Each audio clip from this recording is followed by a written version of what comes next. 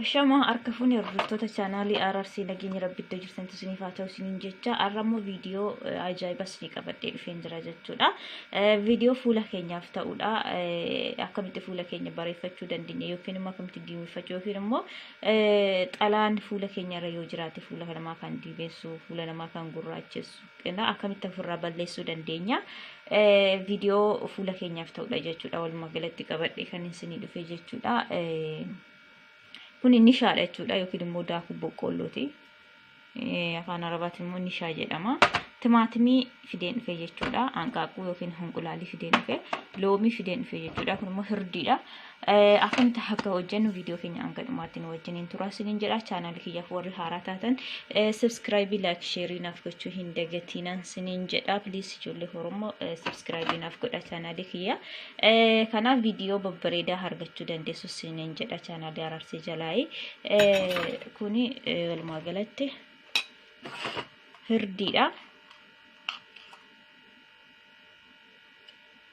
Hirdi maankaa xiqqoo tokko jechuudha. Maankaa xiqqoo tokkoo fi gimmaashitti godhachuu dandeenya.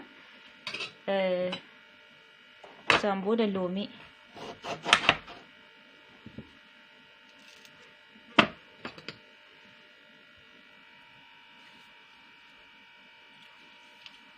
Maankaa tokko jechuudha akkasittiin. Maankaa tokko lamatti godhachuu hin dandeenya. Maaliif bishaan hin qaba waan ta'eef. Maankaa lamatti goona. Nishaa itti goona jechuudha. Nishaa yookiin boqqolloo daakuu boqqollooti jechuudha kuni. Akkuma argaa jirtan maankaa shoorbaati jechuudha. Maankaa shorbaa tokko, maankaa guddaa tokko jechuudha. Isaan booda akkasitti waliin dhoofna jechuudha. Eegasii asii kan akkasitti addaan kunna jechuudha. Timaatimii isaan booda kattaa fuullee hin dandeessu yookiin immoo akkasittiin gumaan isaa akka ittiin baane yookiin firee isaa akka ittiin baane jechuudha. Maankaa shorbaa tokko yookiin immoo maankaa ishee xiqqoo lama kan ta'u jechuudha. Akkasitti cuuffachuu dandeenya.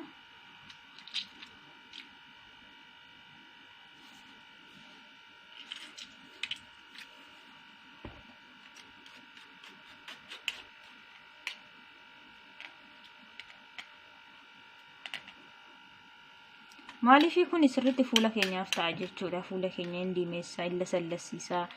Xalaan illee yoo nurra jiraate nurraa balleessa jechuudha. Fuula keenya xalaa kan nurraa balleessudha. Jaalayyuu xalaa kan balleessudha jechuudha. Kuni torban tokko keessatti yookiin immoo torban lama keessatti isinirraa balleessuu danda'a jechuudha. Deddeebitanii dibattu. Guyyaa tokko bichaa doon taane deddeebitanii yoo baay'ate ji'a tokkoof isinirraa balleessuu danda'a jechuudha. Warri xalaan sin rakkisee batalee isaan booda akkasitti waliin dhoofna jechuudha.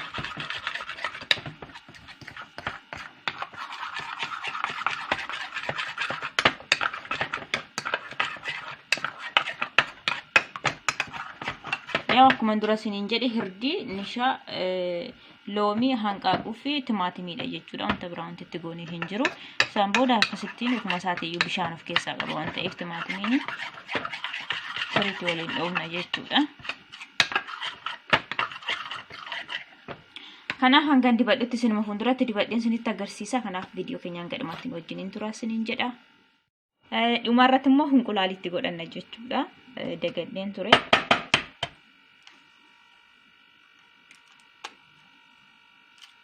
Hunqulaalii firee intin isaa bichaadha kan itti godhannu. Kun bishaan isaa hin barbaannu jechuudha.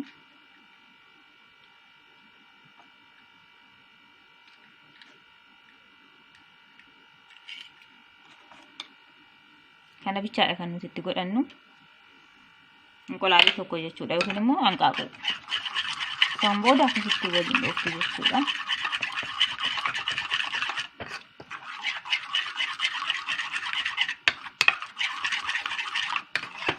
Kana hanga dibadhutti wajjiniin turaa isiniin jedha. Tochi gaarii. Eshi hiriyoota kiyyaa amma kas fuulduratti dibadha isiniin jedha. Akkuma dura isinitti agarsiise.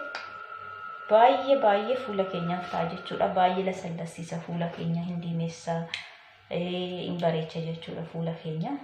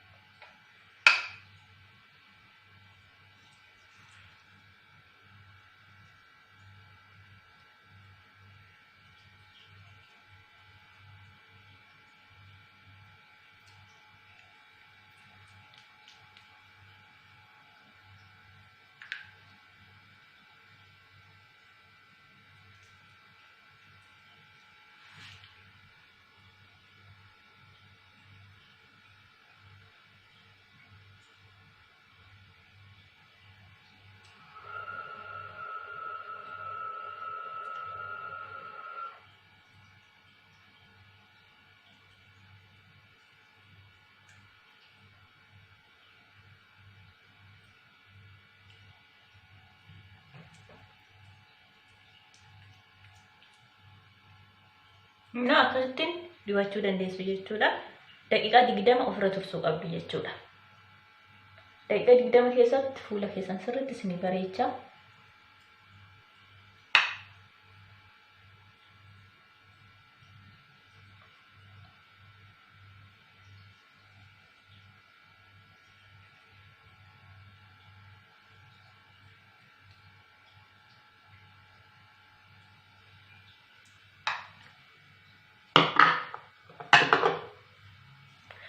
Anna kanaaf akkasitti fuula keessan isinii bareessa jechuudha. Yaa akkuma argaa jirtan kana daqiiqaa 20 ofirra tursuu qabdu isiniin jedha. Amma dhiqadhee walitti deemutti nagaan nu tura.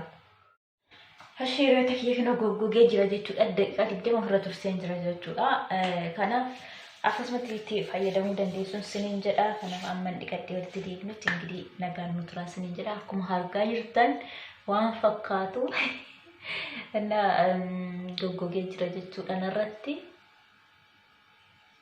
akkasitti fuula keenya torban tokko keessatti yoo buguriin nurra jiraate xalaa yoo nurra jiraate fuula keenya kan gugurraacheessu bishee tokko akkas fuula nama keenya keessaa ol babbaa'uun jira inni yoo nurra jiraate torban tokko keessatti nurraa qulleessa jechuudha yoo baay'ate ija tokko keessatti fuula keenya nuuf godha jechuudha kanaaf itti fayyadamuu dandeessu waan mana keenya keessatti naannoo keenyatti argamudha jechuudha fagoodhaa kan dhufu immoo birii guddaadhaan kan dhufu miti kanaaf itti fayyadamuu dandeessu fuula keessan qulqulleeffachuu dandeessu siniin jedha ganni qabdee walitti deebinutti kun dhiqadhee jira jechuudha haala fuulli kiyya akkatti bareedu dhiqadhee jira jechuudha kun akkasittiin